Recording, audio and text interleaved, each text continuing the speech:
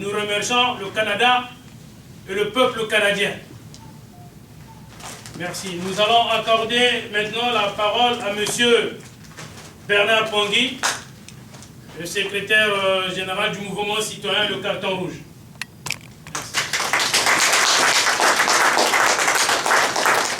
Merci. Je vais faire ce qu'on appelle le discours animation. Donc, permettez-moi de pouvoir me lever et puis je vais être à côté de mon computer.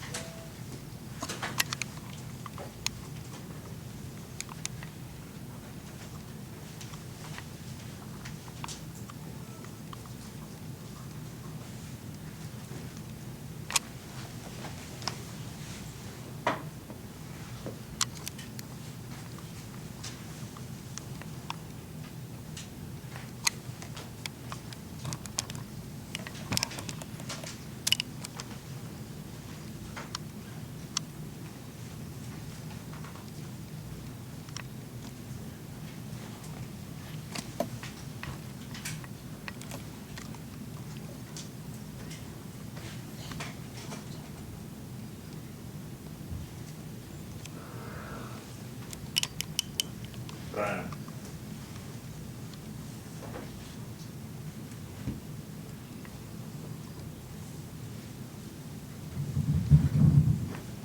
On va éteindre la lumière devant, mais pour qu'on puisse avoir une bonne visibilité. Je ne sais pas si c'est...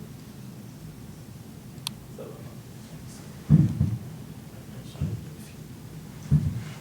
Voici notre pays. Ça, c'est un petit résumé de ce que représente le Congo aujourd'hui. Depuis 32 ans du pouvoir de M. Denis Sassou Nguesso, le Congo se résume à ceci. Les écoles, les conditions sanitaires, l'eau, le transport, les hôpitaux. Et vous voyez bien les dignitaires et les ennemis du Congo. Et la question se pose, est-ce que nous sommes prêts? Est-ce que nous sommes prêts après le départ de Sassou Nguesso? Est-ce que nous sommes prêts de faire partie de Sassou Nguesso? Et qu'est-ce que le Congo deviendra après le départ de Sassou Nguesso? La situation politique du Congo en 2016 aura deux scénarios. Le premier, soit Sassou sera candidat. Le deuxième, soit Sassou ne sera pas candidat. Donc dans le cas où Sassou est candidat, ça veut seulement dire qu'il lui faut un référendum. Et donc il va organiser les élections comme c'est un expert en tricherie. Il va gagner, il sera encore président du Congo. Le deuxième scénario serait, avec, Sassou n'est pas candidat, mais avec le même système électoral, notamment les listes électorales que nous avons. Et donc, le candidat du PCT sera porté aux élections. Et donc, ça veut seulement dire qu'il y aura victoire du candidat du PCT. Ça veut seulement dire que c'est soit le fils de Sassou, ce que d'ailleurs tout le monde en parle, qui sera donc président de la République. Peu importe les deux scénarios, il y a fraude électorale, il y a trahison. Je vais repartir sur ça. Il y a fraude électorale, il y a trahison, et puis il y a non-respect de la Constitution, selon les articles 3, 5 et 3, 57, 58 et 185. Et nous tenons à rappeler que la Constitution du 20 janvier 2002 n'est pas le baril de pétrole congolais que le PCT et Denis Sassou Nguesso ont l'habitude de brader. Donc le peuple congolais doit entreprendre une démarche qui est d'arrêter Sassou Nguesso et le PCT. Mais comment allons-nous arrêter Sassou Nguesso et le PCT? Nous, la diaspora, ceux qui sont au pays, sans discrimination. Beaucoup de nos intervenants d'aujourd'hui venait de parler d'une dynamique de force de l'opposition. Mais nous voulons talonner cette opposition qui est au Congo. Parce que si vous essayez de voir l'opposition du Congo aujourd'hui, vous avez deux fronts.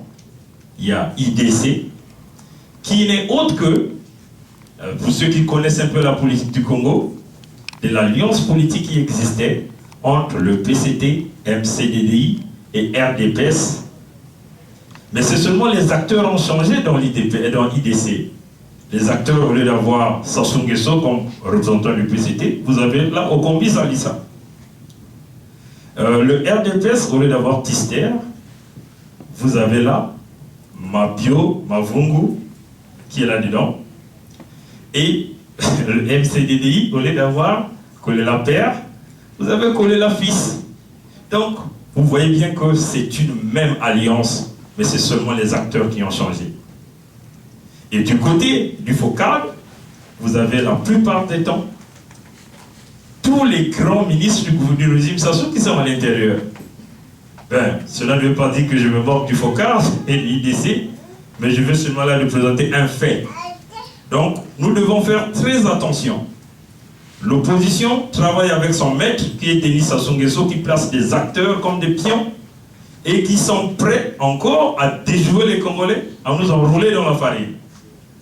Et donc, les doyens venaient de le dire ici, nous, la diaspora, c'est ça que nous devons, c'est là où notre rôle doit revenir. Si vous essayez de voir tous les grands États, à l'exemple de l'Israël, la diaspora israélienne a un grand poids dans le changement politique en Israël. Parce que la diaspora a une grande influence. C'est comme chez nous ici, donc même dans tout le pays, la diaspora est une base de référence pour tout État. Et tout un chacun de nous a un parent au pays. Quand vous envoyez de l'argent au pays, on vous trouve comme un petit dieu, comme un roi. Pourquoi? Parce que vous êtes à la diaspora, vous avez cette opportunité. Nous allons talonner l'opposition congolaise, que ce soit le FOCAD, que ce soit IDC. Comment allons-nous le talonner? On va mettre en place ce qu'on appelle le Conseil national de transition. Le doyen du mouvement MCCD venait de le dire ici, M. Pierre, venait de le dire, il nous faut une dynamique. En fait, c'est le même terme, que ce soit cette dynamique des forces de l'opposition d'Amérique du Nord, qui va travailler en collaboration avec ceux d'Europe. C'est dans cette même vision que moi je vois ça, que nous travaillons ensemble, c'est-à-dire nous voulons avoir un poids dans le changement politique au Congo. Que notre voix de la diaspora puisse être une voix qui sera comptée. On ne va pas être sur un banc assis, laisser l'opposition au Congo qui travaille avec Sassou, avec l'argent des Nguiri, et décider sur l'avenir du Congo. Non, nous ne voulons plus de ça. Nous allons prendre ce leadership. L'opposition du Congo ne va pas être au-dessus de nous, la diaspora. Ils doivent travailler avec nous. Ils seront obligés de se connecter avec nous. Et ce Conseil national de transition va donc éviter le vide politique qui existe, parce que présentement, moi je considère, nous, réellement dans le mouvement citoyen du carton rouge, nous considérons qu'il y a un vide politique qui existe au Congo. Et l'opposition travaille avec Sassou. Et donc, le Conseil national de transition évitera ce vide politique. Le Conseil national de transition aura pour rôle de gérer les affaires du Congo. Ben, certains se disent que est-ce qu'on est capable? Mais les gars, vous avez des matières grises dans vos têtes. Tout le monde est éduqué dans la diaspora. Nous vivons dans des pays industrialisés, nous savons comment la politique fonctionne, comment l'économie fonctionne. On est capable de faire cette translation dans nos pays. Et je sais qu'on peut le faire. Et le Conseil national de transition aura pour charge de former le gouvernement de transition qui aura la responsabilité d'organiser les élections libres et transparentes. Parce que, comme vous ne le cachez pas, le gouvernement de Sassou n'est pas et illégal de pouvoir organiser les élections présidentielles au Congo. Toute élection organisée par le gouvernement de Sassou, ça sera un gouvernement, une élection remplie de fraude. Et ça veut seulement dire quoi? Ça veut seulement dire que nous allons tourner en rond.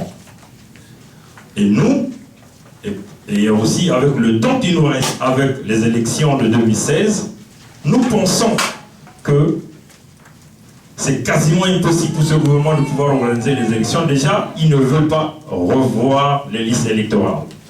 Et là, ils sont en train d'appeler l'opposition qui se trouve au Congo de désigner certains membres qui vont faire partie de la CONEL, c'est-à-dire la Commission nationale électorale.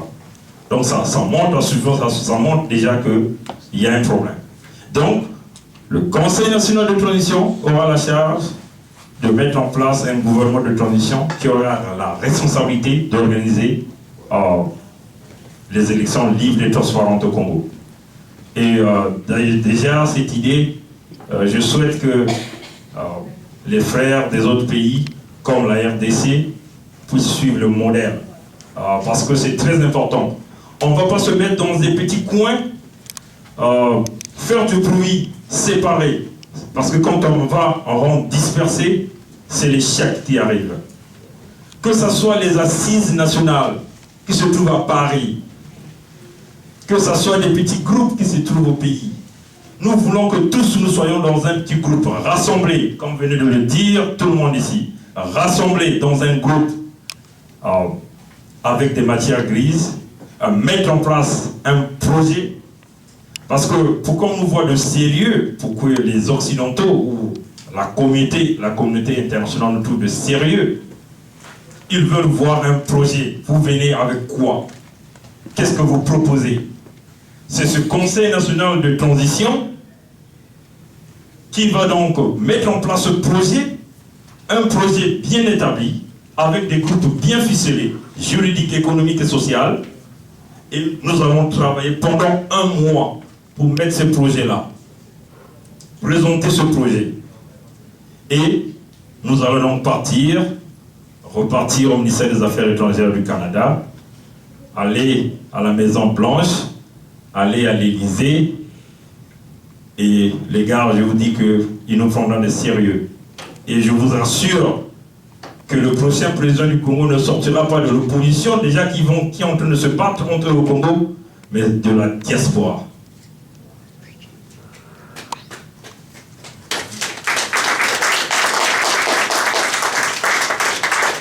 Le Conseil national de transition va être présenté au peuple congolais comme étant une unité dynamique des Congolais, aussi des gens de la société civile et aussi des religieux qu'on ne va pas oublier.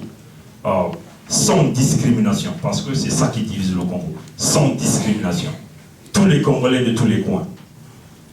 Et après avoir présenté ce conseil au peuple, ce conseil va être présenté à l'Organisation des Nations Unies. Le Conseil national de transition aura pour mission de prendre le leadership au niveau des Nations Unies. Donc nous serons un gouvernement, en fait, qui est en train de travailler. Pendant que l'opposition fait du bruit au Congo, ils se talonnent entre eux. Nous, ici, nous sommes en train de travailler sur des vrais projets pour le Congo. Des vrais projets pour changer le Congo. Et nous allons donc renforcer pour pouvoir éviter la destruction du Congo, renforcer des sanctions contre le régime Sassou et ses dignitaires au pouvoir. Mais les sanctions vont inclure l'interdiction de voyager des dignitaires au pouvoir. Parce que les gars, si vous empêchez ces gens-là de voyager, ils vont changer le même jour. Ils auront une autre vision. Les sanctions vont inclure le gel des comptes bancaires. Partout ça se trouve. On va les geler. Et les gars, on va le faire. Déjà là, on a des dossiers en cours. On a présenté des dossiers partout. Nous sommes passés ici au Canada. Et rassemblés dans ce Conseil national de transition, nous aurons encore une force de bloquer ce système-là. Et nous n'allons pas s'arrêter par là. L'interdiction de faire des transferts de fonds à leurs parents résidant à l'étranger. Parce que nous savons, tout le monde, dans ce régime, à des parents à l'extérieur. On va les empêcher d'envoyer de l'argent. Donc leurs parents à l'extérieur seront affamés. Ils vont trembler. Et ça, c'est quoi? Un moyen de pression. Les sanctions ne vont pas s'arrêter par là. Nous allons aussi transférer la gestion des comptes de l'État congolais au Conseil national de transition. Ça, c'est un point, tout le monde me trouve peut-être certainement d'un fou, ils disent que mais est-ce qu'on est capable de le faire? Oui, on est capable de le faire. On va bloquer tous les comptes du Congo gérés par le gouvernement de Sassou et le régime de Sassou. Nous, dans le Conseil national de transition, comme nous serons un gouvernement qui travaille dans l'ombre, que les Congolais appelleraient l'ombre, mais ça sera un gouvernement comme une structure reconnue par la communauté internationale. Donc, ils nous donneront cette chance-là de bloquer ces comptes-là. Et nous, on va gérer ces comptes. Notre ambition, elle est grande. Ça ne va pas s'arrêter par des petits groupes, mais ça va arriver là. Et aussi, le contrôle de toutes les ambassades du Congo par le Conseil national de transition. Donc, vous comprenez que si on arrive à faire ça, nous avons le pouvoir, nous avons le contrôle. Et Sassou est isolé internationalement. Tout le monde est isolé. Et nous, on dirige. Nous, la diaspora. C'est une ambition forte, mais je crois, avec les têtes que nous avons, nous pouvons arriver, nous pouvons le faire. Et là, c'est l'après Sassou, le départ de Sassou Nguesso. Sassou est parti. Qu'est-ce qu'on va remarquer? On va observer des désordres administratifs, désordres financiers, les caisses de l'État seront vides, des grandes difficultés dans tous les secteurs. Parce que ces gens-là, c'est des grands pilleurs. Ils l'ont déjà fait lors du changement de pouvoir de 1992. Et c'est ça qu'on va remarquer au Congo. Mais comment allons-nous relever l'économie? C'est là, parce que c'est ça qu'on appelle le projet. On fait du bruit, est-ce que vous avez un projet? Si Sassou dit aujourd'hui que je suis parti, je ne serai pas candidat, quel est le candidat au Congo ou dans l'opposition qui a un projet pour le Congo? Je ne pense personne à ce projet. Mais nous ici, le mouvement citoyen du carton rouge a un projet. On a déjà une vision. Et avec le Conseil national de transition, nous voulons faire réaliser cette vision. Et les priorités que nous allons envisager, premièrement, on va mettre en place un moratoire sur le pétrole et le bois congolais. Le pétrole, c'est ça qui tue les Congolais. Pas seulement les Congolais, mais aussi dans tout le pays se trouve le pétrole. C'est ça qui tue. Toutes les guerres que nous avions dans ce pays, c'est à cause de ça, le pétrole. On va mettre en place un moratoire et sur le bois. Vous savez, depuis que Sassou est président de ce pays, il n'y a qu'un seul ministre des eaux et forêts. C'est Henri Nzongo. Il est l'expert du bois congolais, ce gars. Mais on va mettre un moratoire. Il ne verra plus rien. Donc on va prendre 2 ans. Pendant les 2 ans, le Congo ne peut plus signer un contrat pétrolier avec n'importe quelle entreprise. Un contrat sur le bois congolais avec n'importe quelle entreprise. Pourquoi le moratoire? Ben, ça nous permettra d'effectuer les audits sur des contrats existants. On veut savoir combien rentre dans tous ces contrats. Vous savez, il y a eu la conférence nationale du Congo en 1992. Le dossier qu'on n'a jamais parlé, c'est le dossier pétrole et le bois congolais. Pourquoi? Pourquoi on n'a pas parlé du pétrole et le bois congolais? Pourquoi? Quelqu'un connaît? Oui, je connais. C'est parce que c'est contrôlé par la France. Voilà. Mais cette fois-ci, la diaspora va contrôler le pétrole avec ses partenaires, mais dans une autre vision. Ça sera pour des avantages gagnant-gagnant. Et non prendre tout. Et nous, dans le mouvement citoyen du carton rouge, nous avions des ambitions. Les ambitions sont très grandes, les gars. Et on va le faire. On va mettre en place un moratoire pour faire des audits sur les contrats existants, du bois et du pétrole. Toutes les entreprises du pétrole et du bois qui se trouvent au Congo, on veut savoir réellement, est-ce qu'on a toujours les 35% du pétrole négocié par Pascal Lissouba? Et combien rentre dans le trésor congolais? La CORAF, tout le pétrole que la CORAF récupère, est-ce qu'on a assez de carburant dans toutes les stations du Congo? Ça n'existe pas. On voit le gaz. Vous savez qu'on est un pays producteur du gaz, mais le Congolais manque du gaz. Comment on peut expliquer ça? Nous sommes que 4 millions d'habitants.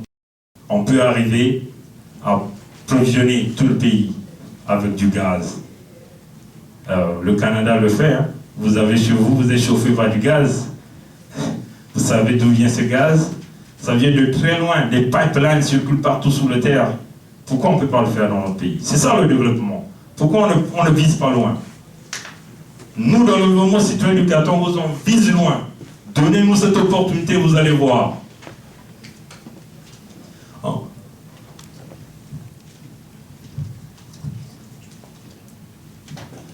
Voilà.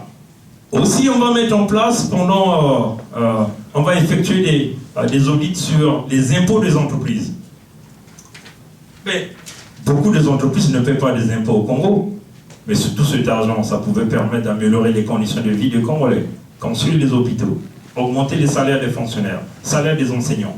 L'enseignant congolais, le salaire, c'est 80 000 francs CFA. 80 000 francs CFA, ça ne fait même pas le prix du sac de foufou. Mais comment voulez-vous qu'un gars qui n'a que 80 000 francs CFA puisse aller enseigner nos enfants dans nos écoles avec un salaire qui ne vaut même pas le prix d'un sac de foufou? Alors, il faut changer ça. Il faut, après le départ de Sassou, après avoir fait tout ça, après avoir constaté tout ça, il faut mobiliser les recettes.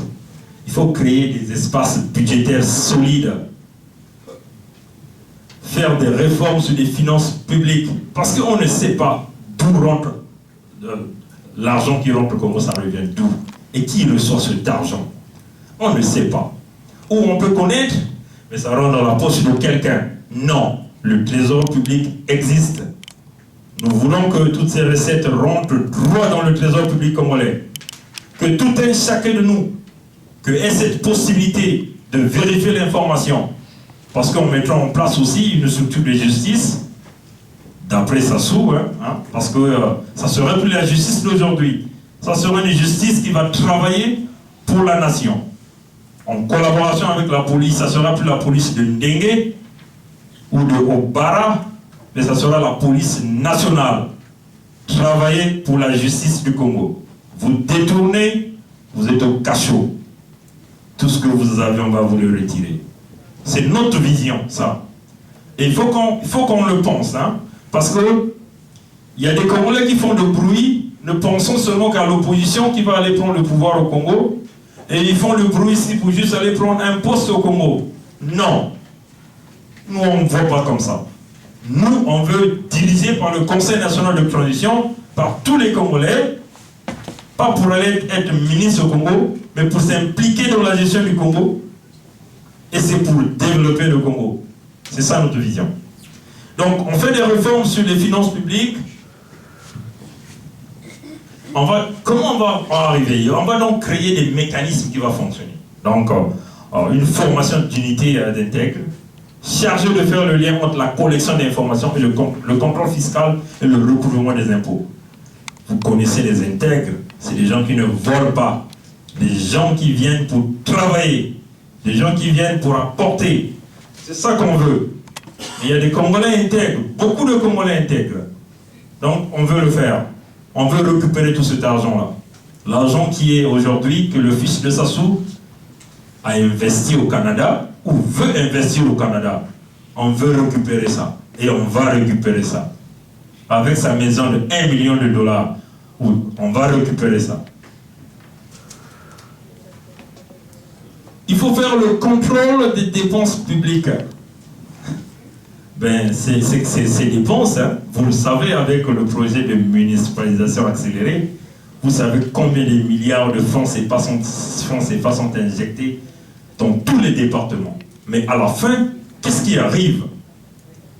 les départements sortent avec absolument rien. En fait, c'était un moyen de escroquerie que Denis Sassou Nguesso, que moi j'appelle Sassou Nguesso Denis, a mis en place pour pouvoir voler encore l'argent du Congo comme il avait fait avec son plan quinquennal et le chemin d'avenir. Donc on va mettre des organismes de suivi. La localisation et l'identification des secteurs d'influence. Ça, il faut qu'on le sache. Les gens ne pensent que l'argent ne rentre qu'au port de Pointe-Noire. Mais je vous dis que c'est faux.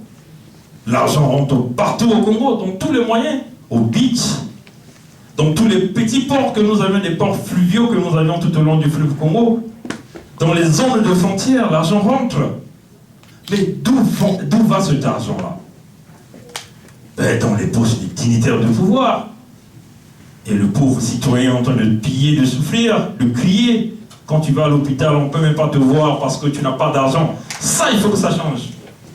On va identifier ces secteurs-là.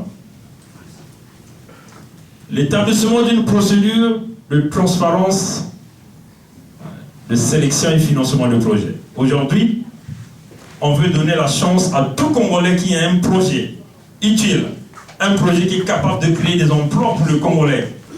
On veut lui donner cette chance-là de ficeler son projet, de venir de le présenter. Il y aura cet organe des intègres qui va évaluer avec l'expert pour voir si le projet fonctionne. Si ce projet fonctionne, l'État va financer ce projet. On ne verra pas seulement le projet amené par Ndinga, Itwa, Oko, Tati, Massamba, Dab. Bon, on va voir que tu es congolais, on ne va pas voir ton origine. On va voir ce que tu as porté dans ta tête. On va financer ce projet. C'est ça la vision du mouvement citoyen de carton rouge. Vous n'allez pas voir le carton rouge comme des gens seulement qui font du bruit, mais des gens qui ont un projet dans leur tête. Des gens qui veulent, qui ont une grande vision pour le Congo. C'est ça. Excusez-moi du temps sur scène, mais je vais finir ça. Je sais que tu commences à bouger la tête. Vous voulez que je continue, je m'arrête. Parce que j'ai encore des petites informations à donner. Voilà, donc on va créer des mécanismes de vérification. Formation d'unités d'experts, je vais aller plus vite maintenant. Formation des unités d'experts internationaux et nationaux. On charge de réaliser l'évaluation des périodiques. Donc on va voir si c'est les mécanismes que nous avons mis en place, si ça fonctionne. Hein? Les audits à tout moment. Les gens vont venir périodiquement, tous les 3 mois par exemple, tous les 2 mois, on va voir est-ce que ça fonctionne. Oui, ça ne fonctionne pas, mais qu'est-ce qu'on va faire pour améliorer ça? C'est ça qu'on veut faire. Gérer les finances publiques, on verra la création des systèmes intègres de gestion, création des systèmes d'information, connexion entre les informations douanières et le trésor public. Ça, c'est très important. On veut savoir, le citoyen qui travaille dans les fonctions publiques de l'État à Brazzaville doit savoir combien de tonnage est rentré au port de Pointe-Noire à l'instant T. C'est pas que quelqu'un l'appelle au téléphone. À l'instant T. C'est-à-dire, il vérifie le tonnage. Déjà, quand le bateau est quelque part, il sait le tonnage de ce bateau et combien ça va rapporter au peuple congolais. C'est ça notre vision. Le fonctionnaire qui se trouve à Bambama, ou qui se trouve à Bétou, ou qui se trouve à Mayoko, et celui qui se trouve aussi à Madingu ou à Kinkala, il peut savoir combien de tonnage est rentré au port de Pointe-Noire, combien de marchandises, savoir combien on peut prendre. Si tu veux aller délivrer un conteneur au port de Pointe-Noire, tu dois recevoir un récépissé revenant du trésor public. Un récépissé qui dit que l'argent est rentré. Et tout le monde est capable de voir combien est rentré au trésor. C'est comme ça qu'on va fonctionner. Et c'est comme ça qu'on va développer le Congo. Avec le mouvement citoyen du carton rouge. Les mécanismes d'application, création de boulevards, information, aussi Internet à grande vitesse, l'interconnexion des grandes villes. Mais on a besoin de tout ça. Mais il nous faut l'Internet pour faire tout ça. On peut le faire. Mais le grand problème, c'est quoi? Comment allons-nous réussir tout ça? Je vais bientôt conclure, ne vous en faites pas. Comment allons-nous arriver à tout ça? Ben, il nous faut quoi? La création du domaine énergétique fiable. on a un problème d'énergie au Congo. Il nous faut ça pour faire tout ça, l'Internet, connecter tout le monde. Or, si nous essayons de voir la capacité énergétique du Congo, vous avez des centrales à gaz, des centrales thermiques, vous voyez la capacité de production que ça produit. Et les lignes de haute tension, la distance. Mais on a des grands problèmes.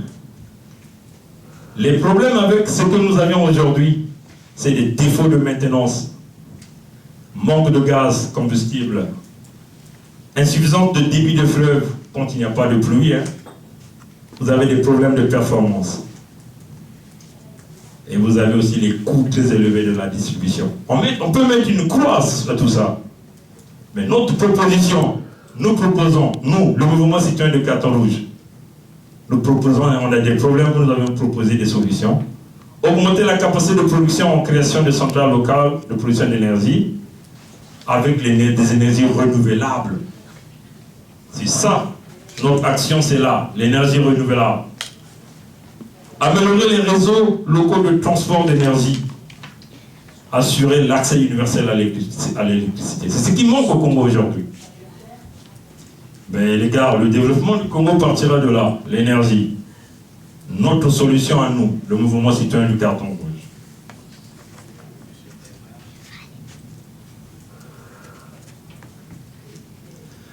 L'énergie solaire présente plusieurs avantages. Nous avions le soleil il est inépuisable. Et puis, contrairement à l'énergie fossile, vous avez aussi tout ça. Ça sont des avantages de l'énergie solaire. Mais il y a aussi des désavantages. Mais si vous investissez pour 25 ans, moi je pense que ça ne pose pas un problème là-dedans. Et la production d'énergie solaire est irrégulière. Mais pour le cas du Congo, ça ne pose pas un problème. Parce que nous sommes dans une région solaire. Nous avons minimum 6 heures de soleil par jour. Et l'énergie solaire du Congo a une puissance variant entre 600 et 1200 watts par mètre carré. Ça, c'est l'intensité lumineuse du soleil que nous pouvons recevoir. Et nous pouvons utiliser cette énergie pour électrifier tout le Congo. On a les moyens pour le faire au Congo. On a de la compétence, on a de l'expertise. On peut le faire. Si vous voyez que ça occupe des grandes surfaces, mais ça, ce n'est pas un problème pour notre pays. Il y a plein d'espace. On peut arriver de le faire. Là, j'ai un petit exemple. Vous avez un petit moteur électrique qui vous demande une puissance de 3700 watts. Et nous, on choisit par exemple ce petit panneau solaire là, ça sont les caractéristiques. La puissance utile fournie par ce panneau est de 133 watts. Et si vous voyez bien que la courbe pour ce panneau là, vous voyez bien que le point utile de cette courbe là, de la puissance utile, c'est ce rectangle qui est en bas là. Donc la puissance utile, c'est juste le courant fois la tension fois l'intensité. Et pour notre moteur, nous aurons peut-être besoin de 28 panneaux, mais il faut optimiser et modéliser. On peut arriver autour de 30 panneaux, mais ici, là encore, il faut voir la configuration pour pouvoir... Une minute, monsieur Bernard. D'accord. Pour pouvoir avoir la tension et l'intensité que vous voulez.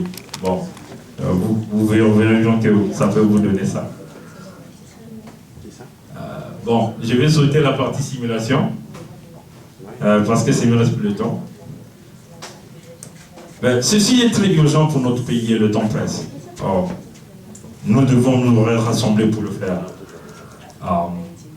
Si nous ne le faisons pas, ça sera le retour à la case de départ.